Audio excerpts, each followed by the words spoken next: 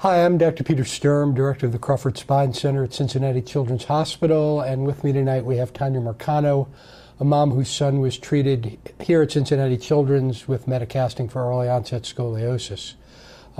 My interest in early onset scoliosis started many years ago. I've been doing metacasting for about the last 7 years.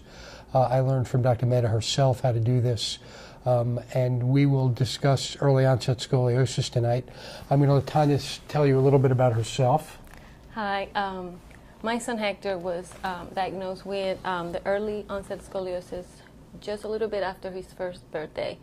And his curve by then was already 35 degrees. We went through serial casting, metacasting. We needed a total of 3 casts, which was very good. And at the end of the treatment, his spine was straight. Very straight. And I'm here to just give parents' perspective on how to help a child that is going through this treatment and how to also help you fit the metacast into your lifestyle. We're hosting tonight's event because we've been hearing that families are interested in learning more about early onset scoliosis and the different treatment options. Tania, I think, will really be able to help give her a different perspective on things because I can answer questions about the mechanics of why we do things, but it's very different to have been through this as a mom, as a parent, and to really be able to talk to people out there about what to expect and what not to expect. We're going to field as many questions from you and answer as many as possible. Feel free to start sending questions in and we'll get to them. We'll get them queued up and answer them in order. Please enter each question only once. If we are unable to get to it, we'll send a follow-up email with answers to all the questions in the next couple of days. And before we sign off, we'll actually give you a phone number to call in to have any other questions answered. So our first question is from Toby, and he said, my son is currently in his 6th metacast, almost a full year of casting, and we've experienced consistent correction in each cast by 5 to 7 degrees. When we enter the bracing phase, is it typical to experience continued correction? The answer to that is sometimes yes and sometimes no. I think we get the most correction from the cast, and bracing really we're looking more to maintain the correction that we've gotten, though we do sometimes see correction in the bracing phase from the brace itself when the curves have gotten much smaller. But aren't completely gone. We can see correction down to a completely straight spine, but that's a little bit more unpredictable. I think the main goal of bracing is to maintain the correction that we've gotten in the cast. The next question is from Casa Bell. How do I measure the thoracic lateral bend or rotation in degrees with a goniometer or another device to observe the angle and measure change without asking for an x-ray? So I think that that's very, very difficult to do, especially in little kids. There are some very good studies out there looking at the use of goniometers in kids with idiopathic scoliosis, and it's not really reproducible. The other thing is that rotational changes, especially in the casts, don't necessarily completely correlate with correction of the curve itself. I think we're all now very, very aware of the number of x-rays that kids are getting and about x-ray exposure. And we really try to minimize the number of x-rays that kids who are going through casting and going through casting programs are getting, because we know that they're very small children who have the potential to be getting a lot of x-rays. So we really kind of have really tried to cut down the number of x-rays we order. That said, I still think the best way to follow correction and follow what's going on is with an x-ray, and goniometers not necessarily as accurate as you'd like them to be. Next question is from Jen. What are your thoughts on shoulder straps versus none on the metacast, particularly in children under 12 or 18 months of age? I know this is an extremely controversial topic out there, and there's a lot of chit-chat that goes back and forth on some of the cast websites about above shoulder casts, not above shoulder casts. Dr. Mehta always did above shoulder casts. I routinely do above shoulder casts. I'm not sure if that's always necessary. I think everyone agrees that curves with high apexes need casts that go above the shoulders. My feeling about shoulder straps has always been it's easier to control the cast and not to lose correction with the cast and have the cast sliding around with the shoulder straps. But there are other people out there who do very, very good casting who don't routinely use shoulder straps and only use them for curves, with high apexes. And I think it really is a question of what the person who's doing the casting, what your physician is comfortable with, as to whether you really need the straps or not. Next one is from Alyssa. My son is in his second cast and he is 18 months old. He has kyphosis, 80 degrees and 60 degrees scoliosis at T5. Wondering what past experience has shown in any correction of kyphosis and a higher located curve. So kyphosis is always the single most difficult thing we have to deal with in the cast. And while we have had experience with good correction of kyphosis, it really depends on where the kyphosis is. And especially in bigger curves and if the kyphosis is stiffer, it's not always reproducible in how much correction we're going to get. So it's something we're aware of. And while we're trying to correct the scoliosis, we're also trying to correct the kyphosis. And as I've said, we've had some pretty reasonable success, but it's not really always predictable, especially with a kyphosis of around 80 degrees. And he's wearing a cast, and Alyssa goes on to say he's wearing a cast with a neck-type brace attached due to his high curve. And again, I think that again depends on whoever's doing the casting and what they think is appropriate. There are places that fairly routinely use neck extensions for higher curves. There are other places that don't. I'm not sure that there's ever really been any evidence that it helps or doesn't help one way or the other, but certainly it does make intrinsic sense with a high kyphosis to have the neck involved in the cast. The next question is from Casabel again. How often or what is the concurrence of thoracic scoliosis with cervical torticollis? If torticollis and thoracic scoliosis appear concurrently, can the torticollis resolve before the scoliosis? So the answer to that is there is certainly a concurrent incidence of scoliosis and torticollis.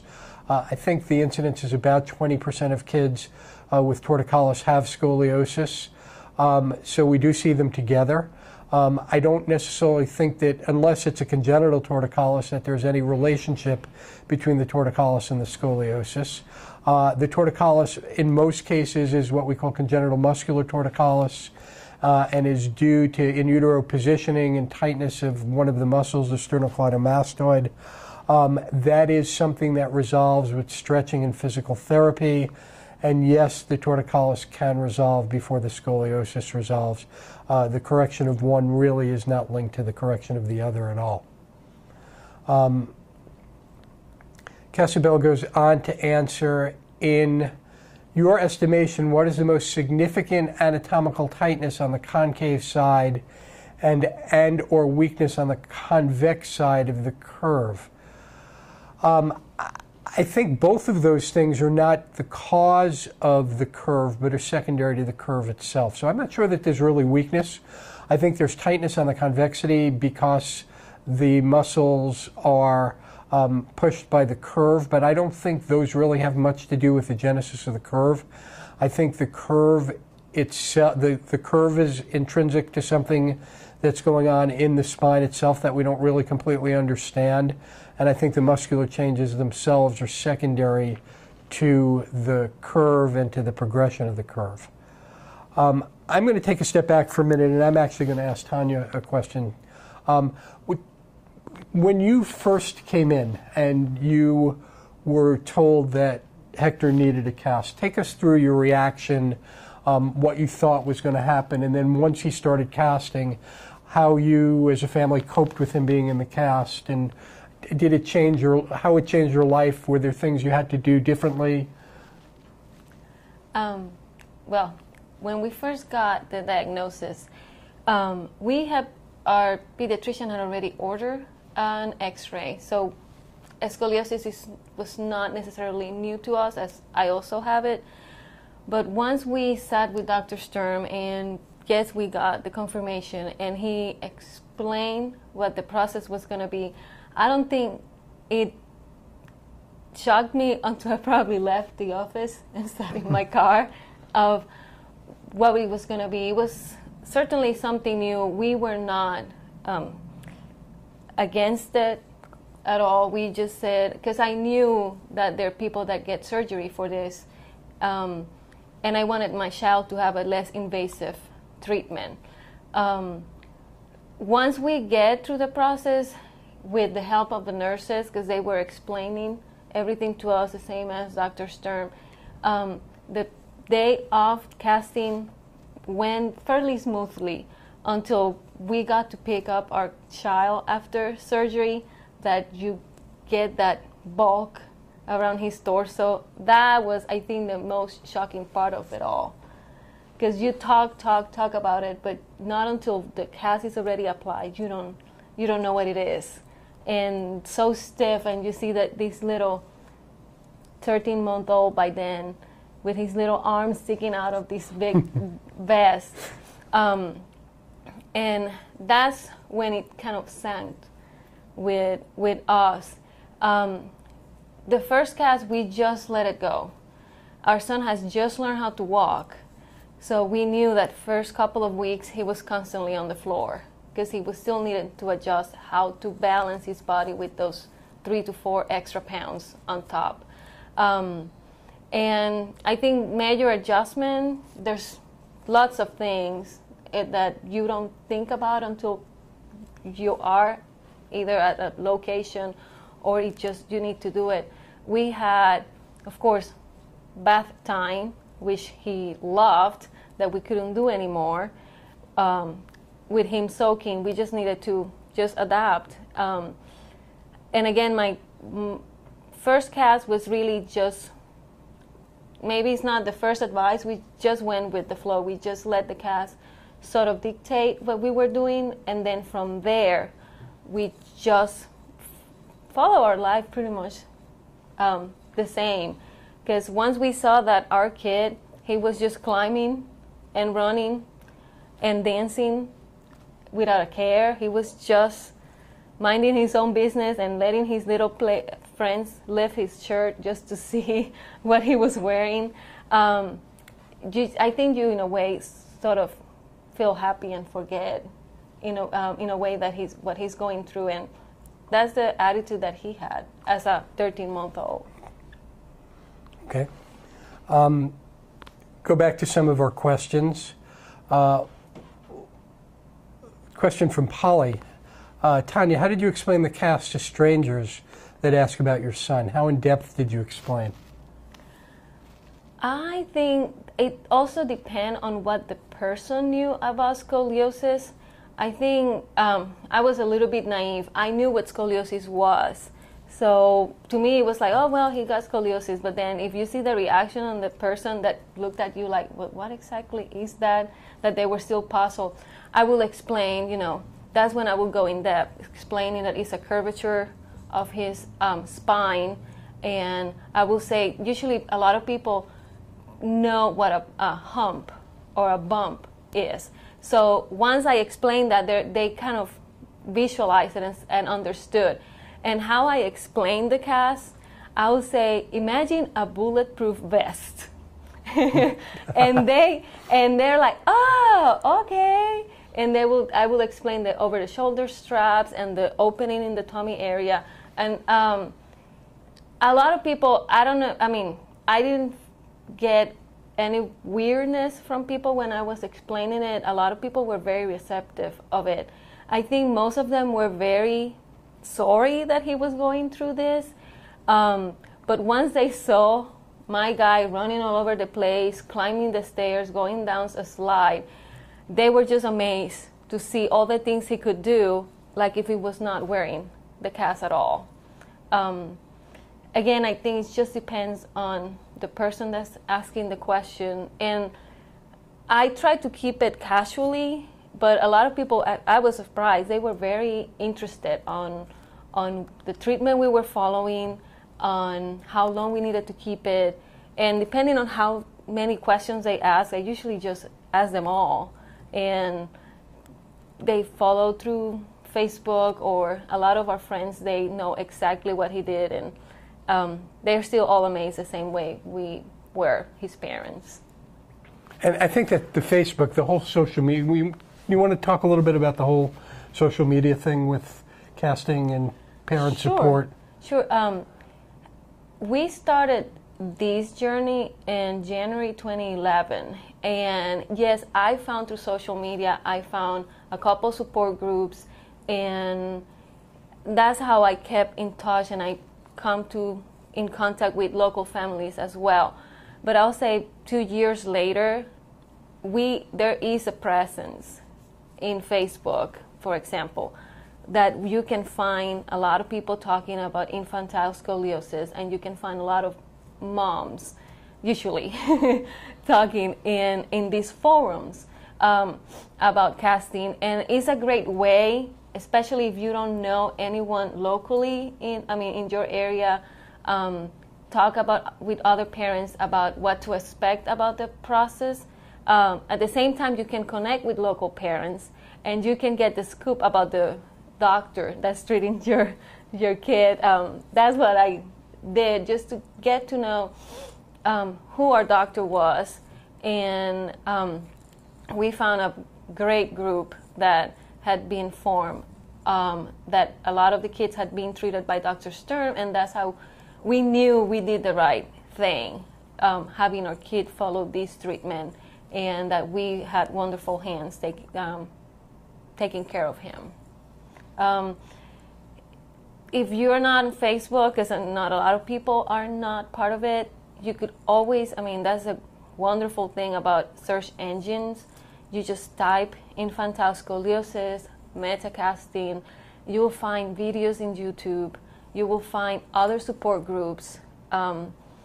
There are several out there. There is a national one that I think is the one that you will find the most. Is it okay if I mention the group, the name?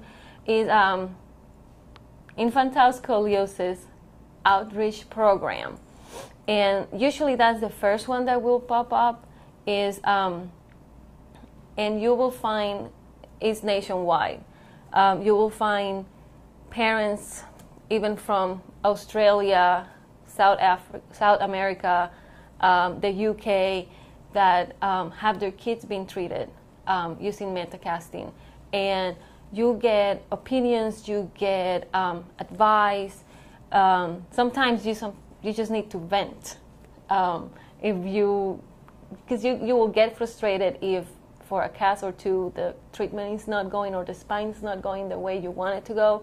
And these are great forums. The one that I found, Dr. Surm, was the Lucky Cast Club based in Chicago, and another great resource because they knew Dr. Surm directly, and it helped me understand also his way of thinking about treatment and what to expect. I guess I must be one of about 5 people left in the world who doesn't have Facebook. So our next question is from Jen. What are our thoughts on combining chiropractic treatment with Mehta casting? I think I'm going to be a little bit careful here, but I would say that there's really not great evidence out there that chiropractic treatment affects the progression of scoliosis. We don't really, again, understand what causes scoliosis. We know there's obviously a genetic basis. We're not really sure what goes on a cellular and molecular biology basis that leads to the curve. But the concept of adjustments of the curve, it's just never been shown to hold up as to really doing any correction of the curve. So it's not something we recommend. And once you start the casting, again, everybody does it a little differently, but certainly kids are not out of the cast for long periods of time between casting. And my concern is keeping kids out for a long time. that you start to lose the correction that you've gained. And I think one of the important things about casting is the continuity of the treatment, i.e. that you keep the curve corrected over a long period of time, and that's really the best thing we can do. Again, I think, from my thought process, the way the casts work and why they work so well in younger kids is because younger kids are growing really rapidly, and what we do is we take the curve and correct it in the cast and unload the growth plates on the inside or the concave part of the curve and take advantage of the child's growth, and the children, as they grow, can grow out of the curve. I think that's what's happening. So I'm not sure that chiropractic adds anything at all to what we're doing. Next question, Toby, at what age do you typically stop the metacasting into the bracing phase? How long typically in the braces? Again, that depends. I'm not sure that there's a definite, we tend to stop the casting more on the basis of the curve rather than the age. So we're looking for complete correction. I think we're looking to certainly get the curve under 10 degrees. There are some kids where we seem to get a little bit stuck, and maybe we start with a 55-degree curve and we get it down to 20 degrees or 18 degrees, and it stays there and we don't get past that. And then the question is, do we continue casting as the children get a little older, get to 3 or 4, or do we switch to bracing?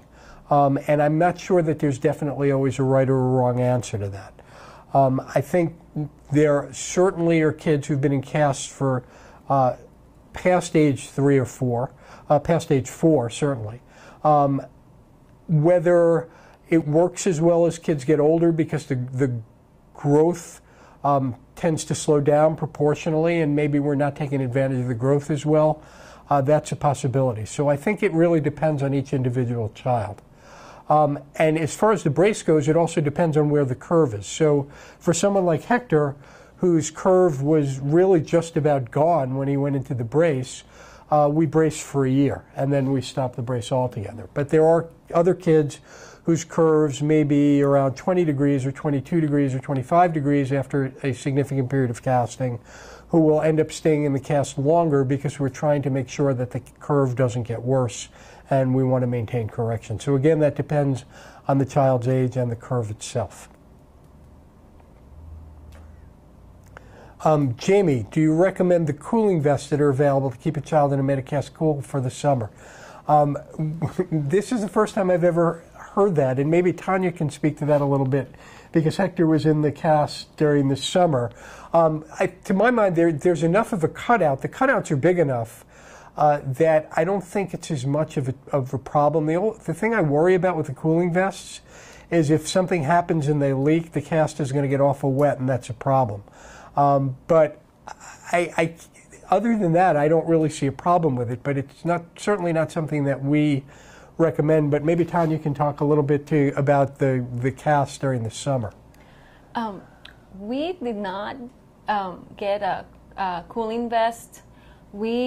Because we started casting in January and we were done by July, we never had a chance to explore it, because most of the time we were still cool. It was that summer, and we did explore about it, but it was a little bit costly, and we had said if we need to keep going with treatment, we will get it. I do know of people, other parents that have the cooling vest for their kids, and they love it. Is sealed in a way that you, if I'm not wrong, you put the packs from the outside of the cooling vest, so sort of a barrier so it doesn't get wet. And again, as far as I know, all these parents love it. It's also a preference if you want to invest in this. I know there's different sizes. I do not know if you keep doing it year after year, if you can keep using the vest, because of course from one summer to the other your child probably grew a few inches and you may need to acquire another cooling vest. But I will suggest contact other parents through social media again that certainly have used it. Sorry, I cannot offer more insight about it except for what I have heard from other parents, that they are all go for it. They really liked it, and I have not heard of any experience of them actually having an accident Okay. with it. Not to my knowledge. And now probably someone will post something that, yes, they did. Well, and that's good to know. And again, this is one of the advantages of the social media interaction that's out there, because this is the first time I've heard about the cooling vests. And again, I put the cast on, and I think that there's enough of a cutout that it's really not going to be a problem, but I'm not the one who's taking care of it. 18-month-old during the summer. Right. So it's good if you have questions like this to kind of look to what other people's experiences have been. Next is from Jen J. My 2-year-old daughter was recently diagnosed with congenital scoliosis, 20-degree curve with a hemivertebra in the thoracic area. Are there other conditions we should test for? And the answer to that is yes. There's about a 33% incidence of congenital kidney abnormalities associated with congenital scoliosis. There's about a 20% incidence of congenital heart disease associated with congenital scoliosis, though usually in the vast, vast majority of those cases, the congenital heart disease has been diagnosed first, and then someone takes a chest x-ray and sees the congenital scoliosis. Congenital heart disease tends not to be subtle. And then there's about a 20% incidence of intraspinal pathology associated with congenital scoliosis. So we recommend an MRI. We used to recommend renal ultrasound, but now if you're going to get an MRI to look for anything going on in the spinal cord, you can see the kidneys on the MRI as well. So an MRI will show you the kidneys and the spinal cord, and those are really the two things that you really should be looking at. The next question is from Casabel again. Can you cite a reference of a controlled study of children treated in Metacast versus children not treated in Metacasting? And the answer to that is no, because to do that you have to do a prospective study, and one arm of the study would have to be no treatment. We have tried to put together a study actually looking at casting versus bracing, but more and more people have done casting, so the bracing arm would have been very small. So the only thing we can compare it to and what's out there, the studies that are out there, there was one that was published in the Journal of Pediatric Orthopedics in 2009 that Dr. Jacques Dastu, who's at Shriners in Salt Lake City, and Dr. Jim Sanders, who's currently at University of Rochester, but at the time was at Erie, Shriners in Erie, and two of his associates, one of whom is at Children's in Birmingham now, and one is who's at Riley Children's in Indianapolis, and I was involved in that when I was at Shriners in Chicago. Our results are compared to what we know about the natural history. So no, there's not a good controlled study, but there are good studies out there that shows that it does work. And what you have to ask yourself is what would have happened if these hadn't been casted, and all we can say about that is what we know from the literature about untreated curves. Bridget, what type of exercises or treatments can you do to keep a child's curve a functional curve? I'm not sure exactly what you mean by functional curve, but let's take a step back for a minute. And again, remember that early onset or infantile scoliosis is really fairly unusual.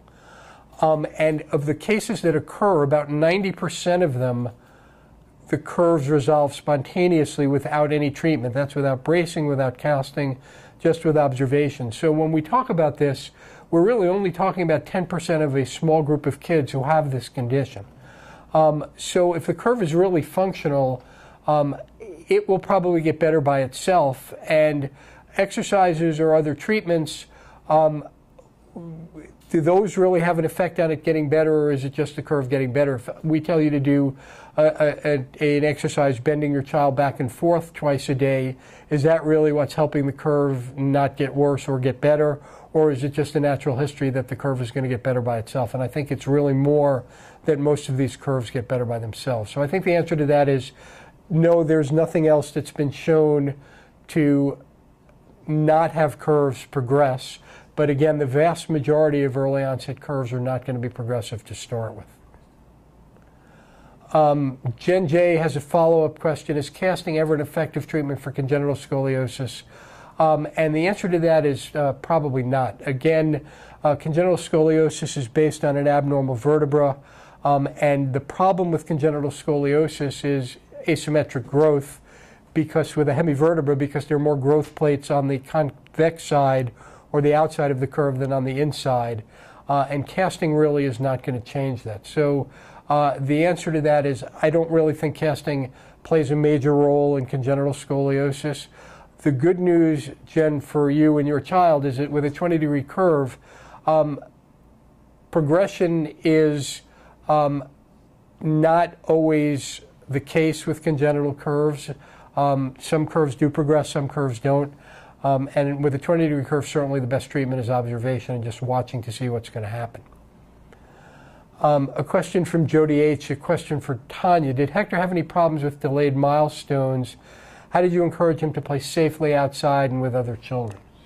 To answer about the milestones, he did have, and I think it was a little bit of self-awareness. He did have a little bit, even how to feed himself. I think he was more scared of letting anything, even as little as he was, letting anything through down his cast. And he always wanted a sippy cup instead of a cup.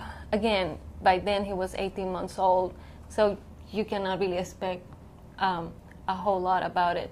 To have him be able to interact with other kids, he was at daycare at that time. Well, he still is.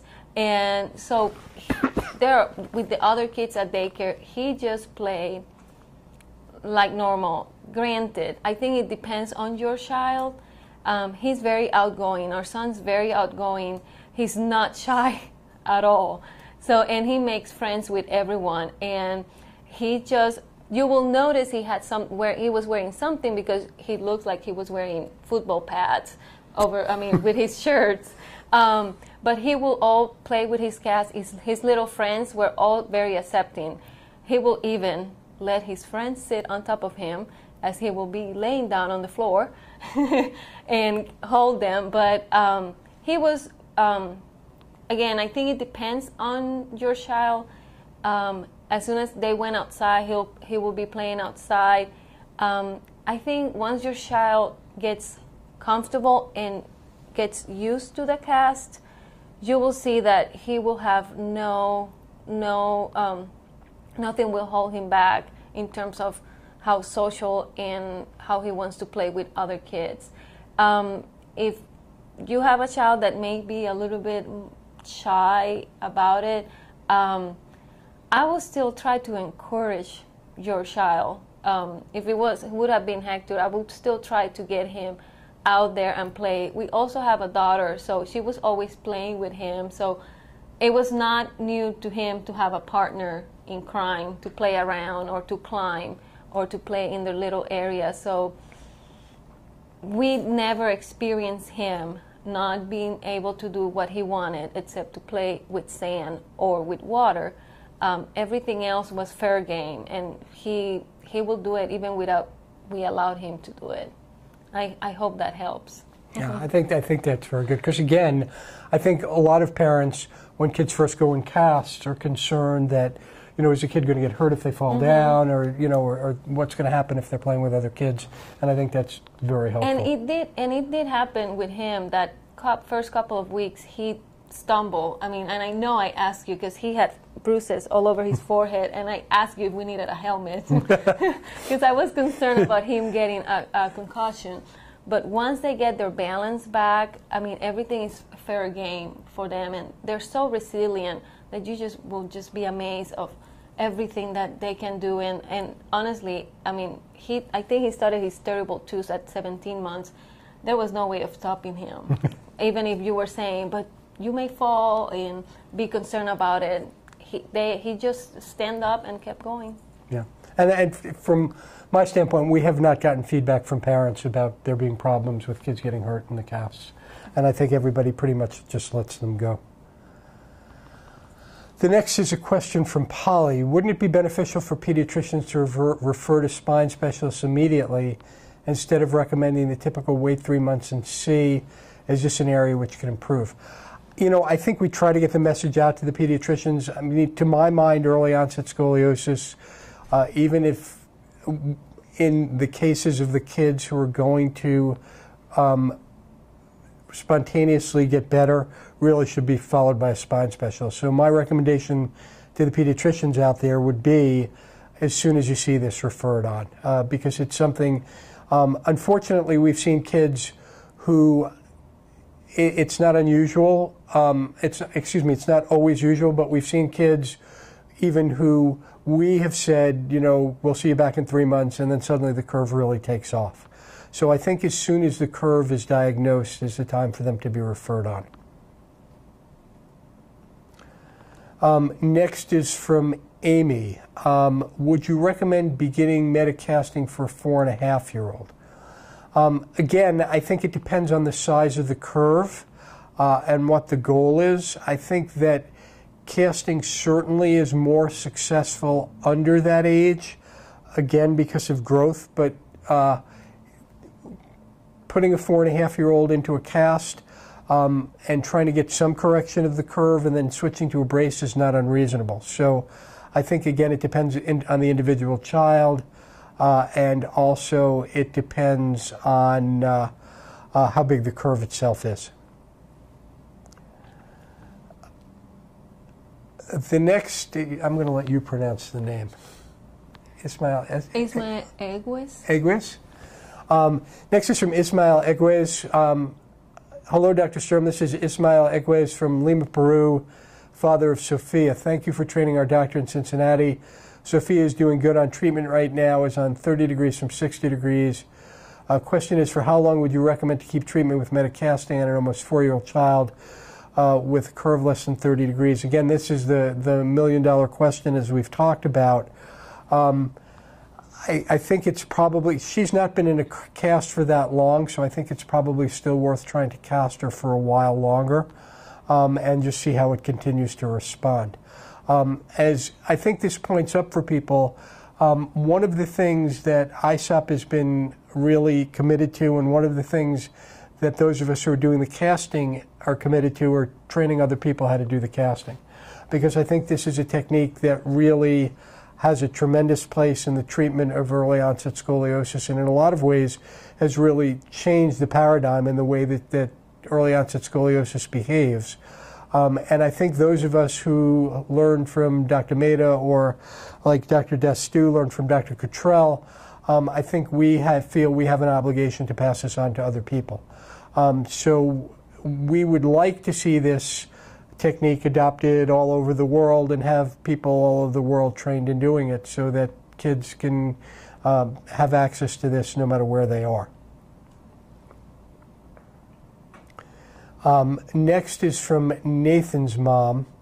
My son was treated with casting and is currently in a modified TLSO brace. His brace has the same type of cutouts as the Metacast. Do you recommend this type of brace? And the answer is yes. I mean, this is, again, I'm not sure there's really a right answer or a wrong answer. Everybody does the bracing a little bit differently. In kids, in our hands, in kids whose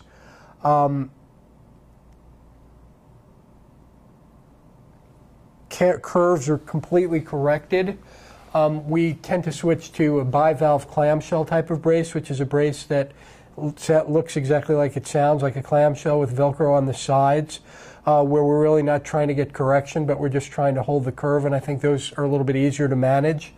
In kids where we haven't gotten complete correction, we go more towards a brace with the built-in correction, more like the cast. But I'm not sure there's really ever a right or wrong answer, and it's, again, what your physician and your brace maker are comfortable with. Jen, is there any data on the percentage of children who have been casted who eventually need surgery? Again, I'll refer you to the papers that are out there, but I think that we showed, if I remember, I'm going to say a number that I'm not sure is 100% correct, but I think we showed about an 85% success rate in kids who were casted not needing to go on to surgery. And I think that's pretty much been out there in most of the studies. So the answer is there are some kids who will still need surgery. Again, most of those kids are kids whose curves are larger at the time that casting is first instituted. So curves over 60 degrees, or kids who don't really have truly idiopathic scoliosis, who have a syndrome of one type or another. Casting does not seem to be as effective in those kids. And frankly, there are kids we put into casts who we know we're not going to get correction of the curve with the cast, who that they're going to eventually need surgery. But again, if we can put surgery off till the kids are bigger, that's probably not an unreasonable goal as well.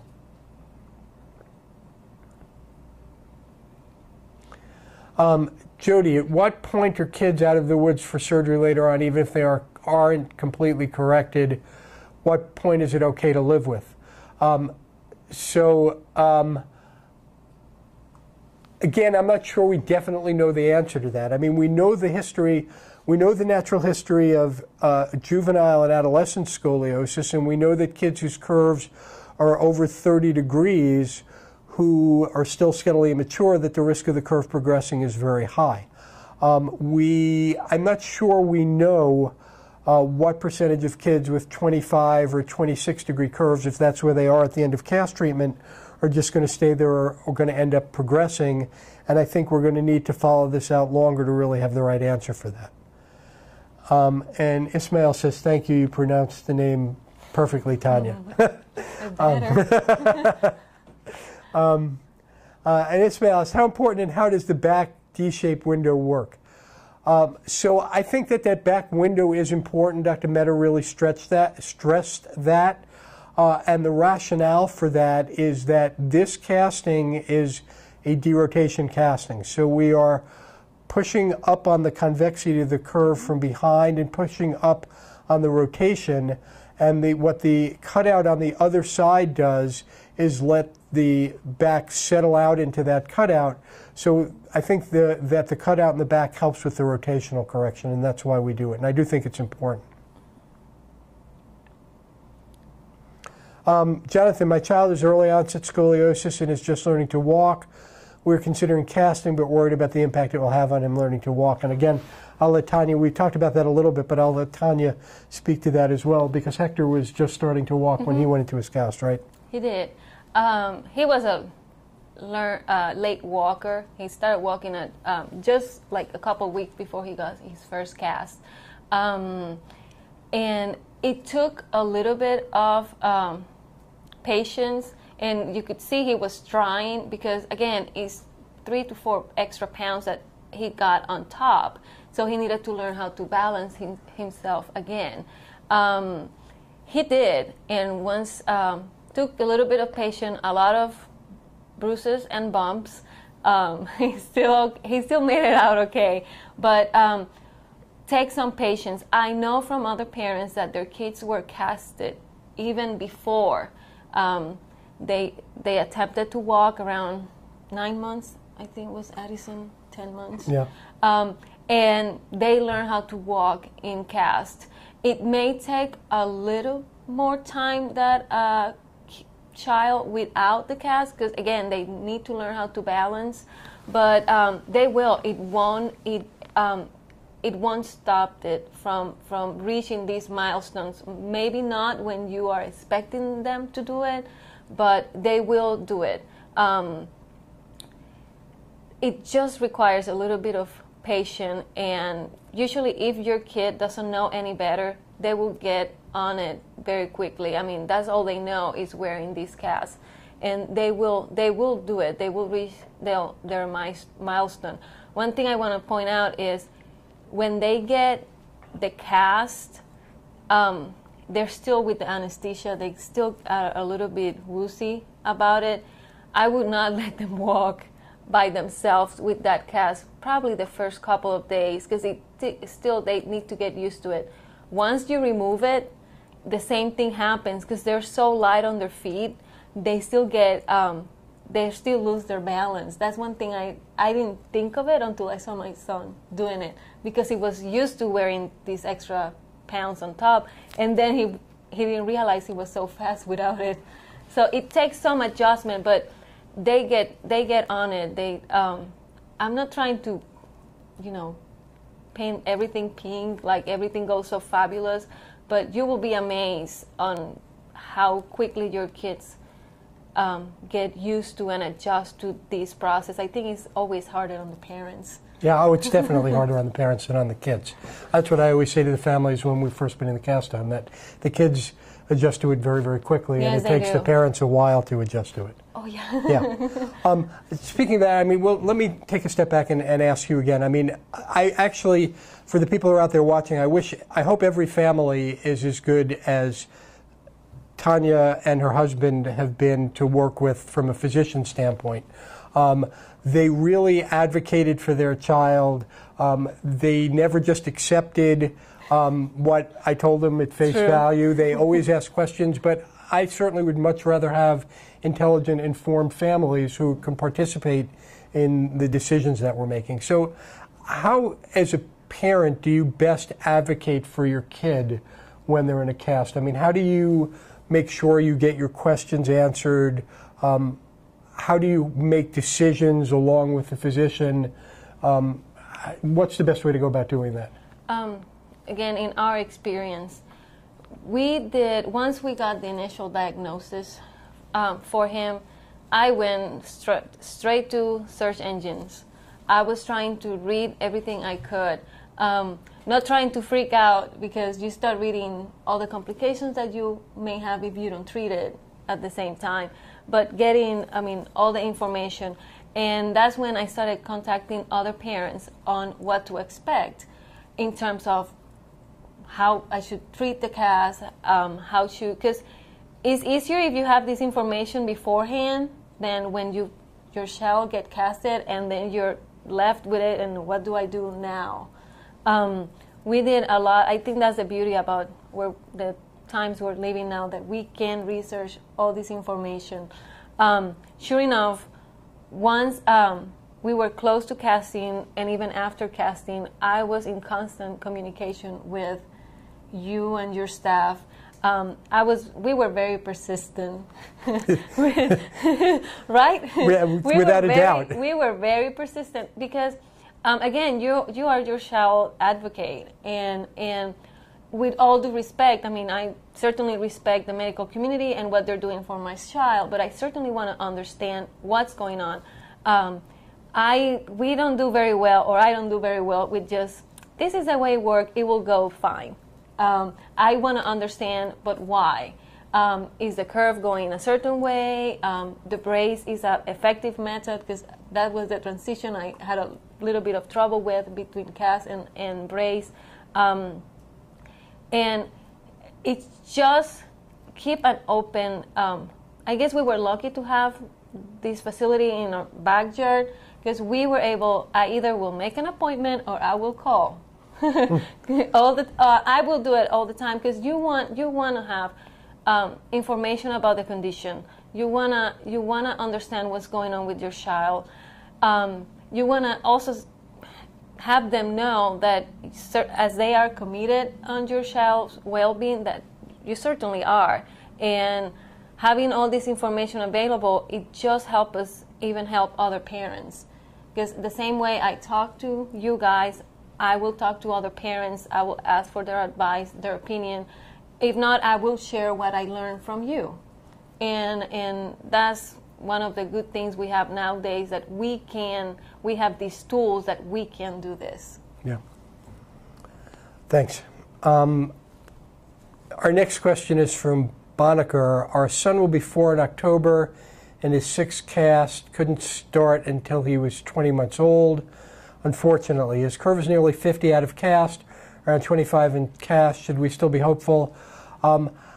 I think cautiously optimistic is not unreasonable. I think that with a curve of that size at that age, chances are that casting may not be completely successful, but I certainly would not give up hope yet at this point. I think there is still a chance that the curve will work. That the cast will work. Next is from Sam. What percentage of kids were casted would get better on their own even without the cast. So I think the answer to that is probably not many. I mean, you know, I think there are pretty strict criteria for casting, and most people would say that kids who should be casted are the kids whose curves are over 30 degrees, who have a rib vertebral angle of greater than 20 degrees, and who have rotation in the curve. So I think if you look at the statistics, most of those kids, again, are the ones that are going to get worse. So I think the significant majority of kids who are casted, if not casted, the curve would eventually progress, if not progress quickly.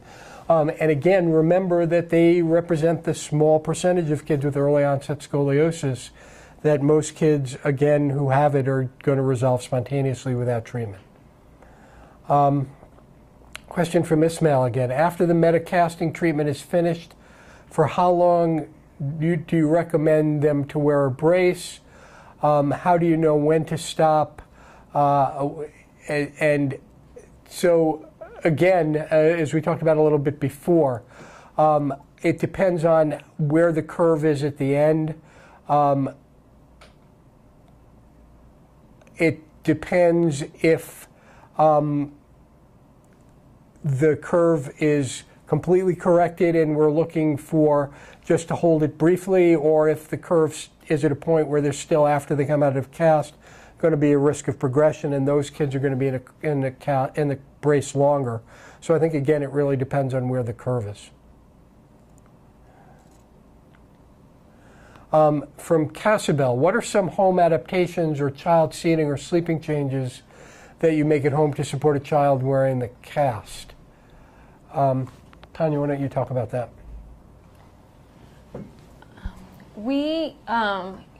Some of the things we did, for example, we have the car seat for as soon as you take him out of the hospital wearing the cast. We prefer a convertible car seat, those that you can adapt. And I think in our case, it was better if you could raise the back up and down, like from the front, because you can adapt it. Of course, you have to get the straps and everything looser a little bit just to fit your child, but you don't want it also to be too straight when you sit your child, because most likely the cast may be hitting his could hit his or her thigh area, so, and that will be a little bit uncomfortable. In terms of sleeping, we had his mattress a little bit lifted, because your child, if it doesn't, not necessarily for all kids, but if your child had already acid reflux, it'll come back or it will get worse, because the cast is pressing a little bit in the tummy area. And so we kept his mattress a little bit high, inclined, so he could sleep better, and we propped it up with a bunch of pillows around him.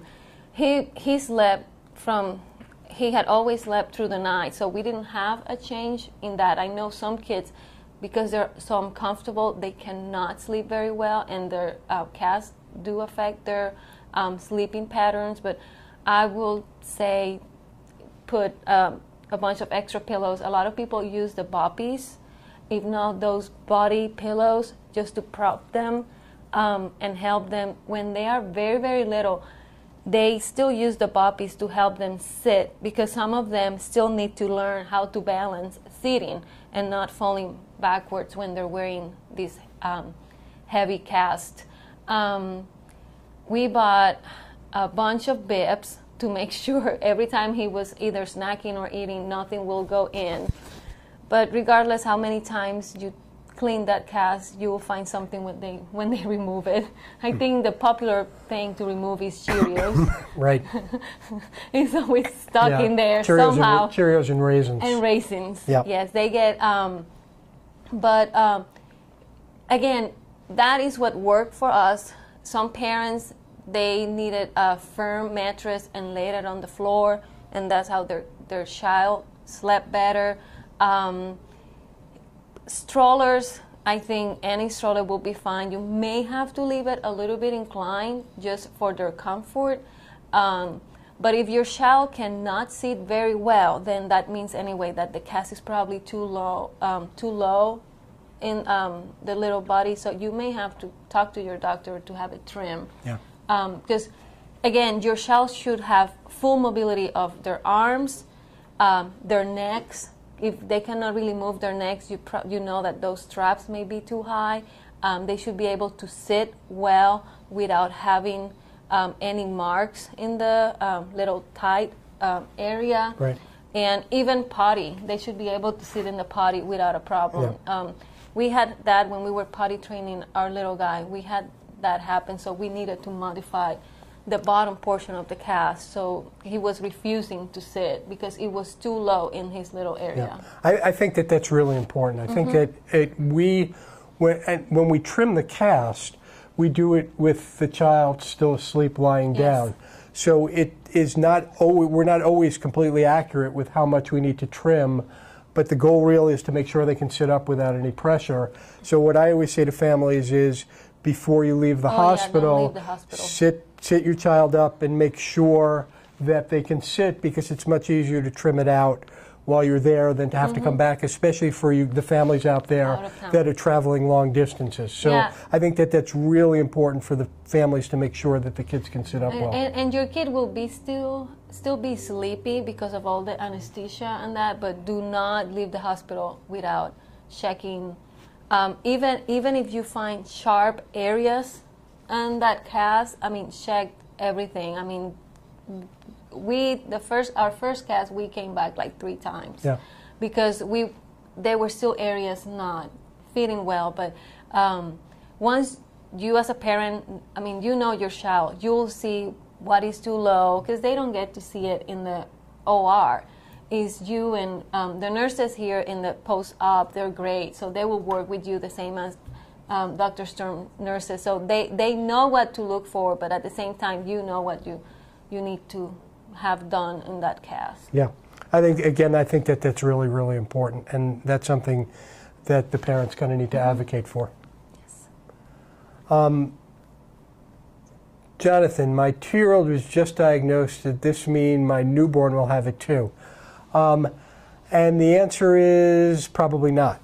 We know, again, there is a genetic component to it. We don't understand exactly what the genetics are, but it does not seem to run in families the way that adolescent idiopathic scoliosis can. Your pediatrician should keep a close eye on the newborn, but chances are most likely that they're not going to have a curve as well. Okay, so we have 3 minutes left, so we're going to try to get through a few more questions. Again, thank you everybody who's sent their questions in. We really appreciate you making this work for us.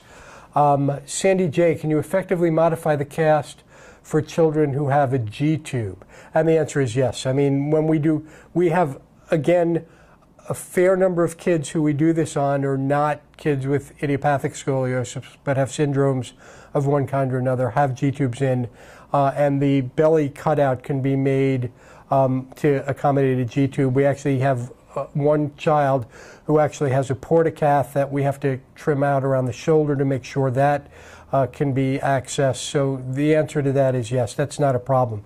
But again, that's something before you leave the hospital, make sure that your child, if they have a G-tube, that you have good access to it before you leave. Can we go back up, because there was one, I saw there was a follow-up from Sam there.